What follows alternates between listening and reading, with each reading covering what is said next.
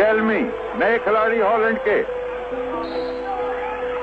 और जब अब पाकिस्तान ने जीत लिया आलमी कप, पाकिस्तान आलमी चैंपियन। टेलमी की गलत पुश जो कि मंसूर ने बचाई, पाकिस्तान